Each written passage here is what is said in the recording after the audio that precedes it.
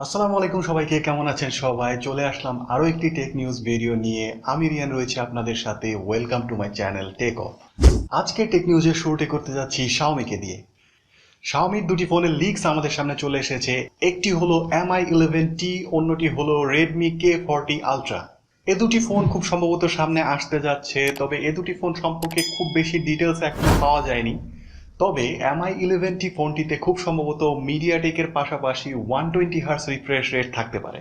তবে এতে কি সুপার অ্যামোলেড না আইপিএস এলসিডি ডিসপ্লে থাকবে সে সম্পর্কে এখনো কিছু জানা যায়নি। তবে এতে ক্যামেরা হিসেবে থাকতে পারে 64 মেগাপিক্সেলের অমনিভিশন 6.4B ক্যাটাগরির একটি সেন্সর।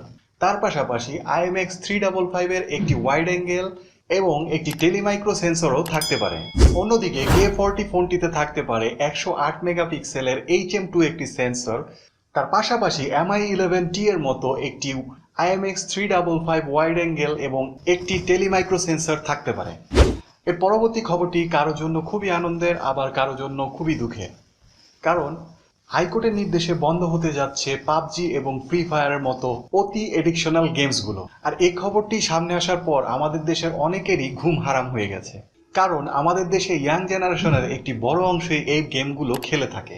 যদিও কিছুদিন আগে থেকেই এই গেমগুলো তার পাশাপাশি টিকটক লাইকের মতো অ্যাপগুলো বন্ধ হতে পারে এমনটাই শোনা যাচ্ছিল। শেষ পর্যন্ত হাইকোর্টের নির্দেশ চলেই আসলো।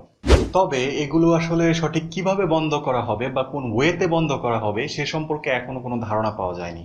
আমরা যদি অন্যান্য কান্ট্রির দিকে লক্ষ্য করি, বিশেষ করে ইন্ডিয়াতে গেমগুলো বন্ধ হওয়ার আগে কিন্তু এই কোর্ট এবং সেই কোর্ট থেকে বিভিন্ন ধরনের রুল জারি করেছিল। বাট শেষ পর্যন্ত আলটিমেটলি কিন্তু এই গেমগুলো ইন্ডিয়াতেও ব্যান করে দেওয়া হয়। তবে আমাদের দেশে হয়তোবা টুডে অর টুমোরো এই গেমগুলি অথবা অ্যাপগুলি আর হয়তোবা ইউজ করা যাবে না। সরকারি সিদ্ধান্ত, কিছুই করার নেই। তবে সে সিদ্ধান্ত সম্পর্কে আপনার কি মত সে সম্পর্কে অবশ্যই আমাদের কমেন্টস করে জানাবেন। এদিকে গুগল পিক্সেল 5 এর কিছু লিক আমাদের সামনে চলে এসেছে। তাছাড়া এর কিছু ছবিও আমাদের সামনে চলে এসেছে। এতে দেখা যায় একজন পুরো ফোনটিকে খুলে তার ব্যাক প্যানেলটি সবার সামনে তুলে ধরেছে।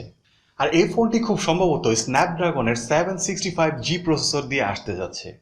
আর ব্যাটারি হিসেবে থাকতে পারে 4680 এমপিআরের একটি ব্যাটারি। তবে এই ফোনটি গুগল পিক্সেলের অন্যান্য ফোনের তুলনায় তুলনামূলক কম দামে আসবে। আর এই ফোনটা 2-1 দিনের ভিতরেই লঞ্চ হয়ে যাবে। আর তখন আমরা মোটামুটি সব কনফিগারেশনগুলোই ক্লিয়ারলি জেনে যাব। এবার কথা বলা যাক একটি গেমিং ফোন নিয়ে। আপনারা হয়তো ইতিমধ্যেই শুনেছেন Asus ROG S5 নামে Asus আরও একটি ফোন আনতে যাচ্ছে। সেটা আগের ফোনের চেয়েও পাওয়ারফুল কিছু একটা হবে। তো আসুসের 5S এবং 5S Pro ফোনটি গত 16 তারিখে লঞ্চ করা হয়েছে। এবং আপনারা জানেন যে সেখানে কিন্তু প্রসেসরে অনেক আপডেট আনা হয়েছে। কোয়ালকম স্ন্যাপড্রাগনের 888+ প্রসেসর দিয়ে এসেছে এই স্মার্টফোনটি। এতে রয়েছে 6000 মিলিঅ্যাম্পারের একটি ব্যাটারি এবং 65 ওয়াটের ফাস্ট চার্জিং সিস্টেম। এবং এতে আগের মতোই 144 হার্টজ রিফ্রেশ রেটের একটি ওলেড প্যানেল থাকছে। আর ক্যামেরা হিসেবে থাকছে 64+13+5 মেগাপিক্সেলের ক্যামেরা এবং ফ্রন্টে থাকছে 24 মেগাপিক্সেলের ক্যামেরা। এছাড়াও রয়েছে ইন ডিসপ্লে ফিঙ্গারপ্রিন্ট। সো এই ফোনটি অবশ্যই একটি পাওয়ারফুল ফোন। সো গেমার যারা রয়েছেন তারা চাইলে এই ফোনটি দেখতে পারে। খুব শীঘ্রই হয়তো বাংলাদেশে আনঅফিসিয়ালি এই ফোনটি পাওয়া যাবে।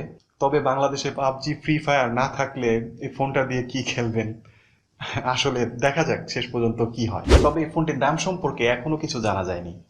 এরই সাথে শেষ হলো আজকের টেক নিউজ ভিডিও। ভিডিওটি কেমন লাগলো অবশ্যই কমেন্ট করে জানাবেন। আর ভালো লাগলে অবশ্যই চ্যানেলটি সাবস্ক্রাইব করবেন।